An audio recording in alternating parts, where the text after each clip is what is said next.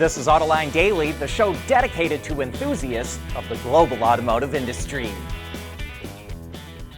And just a quick happy Halloween to everyone out there. We've got more Q3 earnings to report, some good, some bad. We start with the bad. Stellantis sold 1.1 million vehicles worldwide, an alarming 20% drop. At Maserati, it was a bloodbath. Sales fell 60%. Stellantis' total revenue dropped by 12 billion euros, with 9 billion of that drop in North America alone. But Stellantis did get some very good news on a totally different front. Several UAW locals are withdrawing their strike authorization votes against the company, and Local 1166 in Kokomo, Indiana, actually voted against authorizing a strike. That could be particularly painful for UAW President Shawn Fain because that's his home local where he first started working for the company. The union says it's going to keep trying to educate those workers about holding the company accountable to its labor contract. Okay, back to the earnings for a moment, and now the good. Li Auto had a blowout quarter. You'll remember that along with BYD, it's the only other NEV automaker in China that's turning a profit right now. Sales jumped more than 45% to almost 153,000 units. Revenue was over $6 billion, up nearly 24%. Its operating profit shot up 46% to almost $490 million, but its net profit barely budged, coming in at $402 million. One thing to keep an eye on is that Li Auto's gross margin was 21.5%, which is the kind of margin that Tesla used to brag about. Ford is going to idle production of the F-150 Lightning for 7 weeks due to weaker than expected demand. Ford will halt production at its Rouge Electric Vehicle Center in Michigan starting in mid-November and won't resume again until early January. This isn't the first time that Ford has scaled back production of the Lightning. At the beginning of the year, it cut its production target in half and reduced it to one shift. But sales of the Lightning are actually fairly strong this year, up 86% to nearly 23,000 units through September in the U.S. So that suggests the company is sitting on a lot of inventory, and that's why it's idling production. Chinese battery maker CATL just opened a battery swapping station in China for heavy-duty vehicles, which will be used by electric truck maker Deepway. Its trucks typically transport gravel and can travel 400 to 500 kilometers or about 250 to 310 miles a day.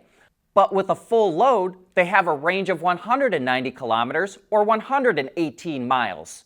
So the swaps allow them to make multiple trips a day. Knowing that a little rain won't slow down your day.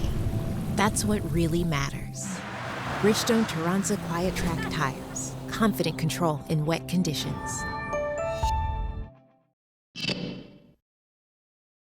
CYVN Holdings, an investment company based in Abu Dhabi, has offered to buy all of McLaren's automotive division, which is currently owned by the Sovereign Wealth Fund of Bahrain. CYVN says it would give McLaren access to more money, advanced engineering, and technology, mostly centered around electric vehicles. And it's possible that EV tech could come from China because last year CYVN announced it's investing $2.2 billion into NIO. But it's only entered into a non-binding purchase agreement, so nothing is final yet. However, it's hard to see how McLaren can pass up that kind of money. Toyota is forming a partnership with Japan's Nippon Telegraph and Telephone Corporation, or NTT. They're going to develop AI software for self-driving vehicles with the goal of improving safety. The two companies will invest a total of about $3.3 billion by 2030 to create what they call a mobility AI platform, which will use AI to anticipate and respond to crashes.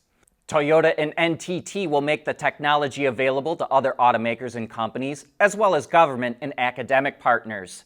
They say they'll start developing the software next year with the goal of introducing it in 2028.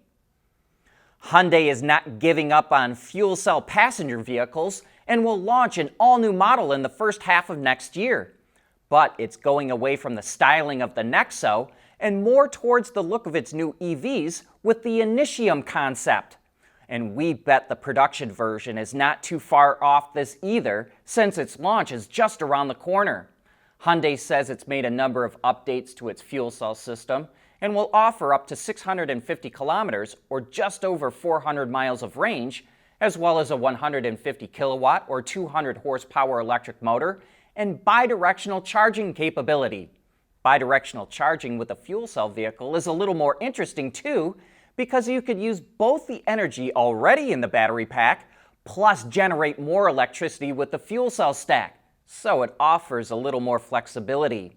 There's no pictures of the interior yet, but we should learn more when the Initium concept makes its auto show debut in November.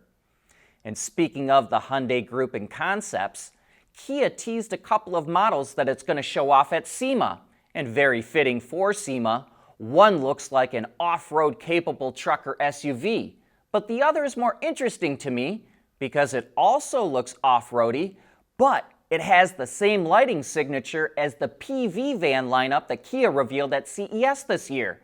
And I hope that's what it is, because that would be a fun setup. Toyota is also getting in the SEMA spirit with this one-off version of the 4Runner called the TRD Surf concept. Not only did designers hack off 2 doors from a current 4Runner TRD Limited, they also sliced the roof. Toyota says it used traditional fabrication with CAD and 3D printing to make it so the top can be removed by just one person. And on top of the custom body and interior work, the Surf concept also comes with a long travel suspension system with billet aluminum front, upper, and lower control arms, steering upgrades, custom front axles, and a Toyota Tundra rear end housing. And a quick note before we wrap up, to remember that Autoline After Hours kicks off at 3 p.m. Eastern Time today. We've got noted car nut and head of all design at Stellantis, Ralph Gilles, joining us today, so don't miss out. That's all for this show, and I hope to see you later.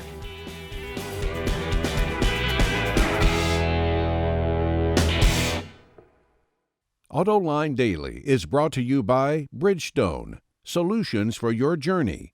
Intrepid Control Systems, over-the-air engineering boost your game.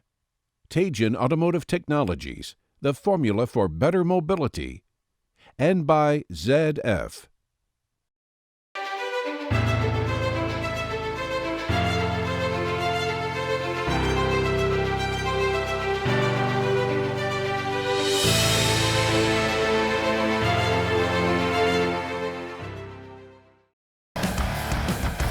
There's nothing wrong with heavy metal. Hey, lighten up. But with world-class composite material, Teijin Automotive Technologies makes vehicles lighter, safer, and more eco-friendly.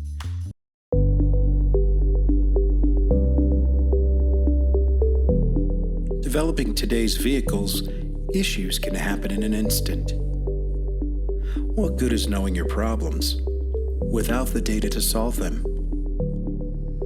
Meet Wireless Neovi Cloud, your secure off-the-shelf solution, empowering real-time collaboration for quick resolution. With Wireless Neovi Cloud, your team can prevent issues before they can escalate. Driver communication data and remote diagnostics to analyze and resolve your problems using OTA, allowing your executives oversight throughout the process.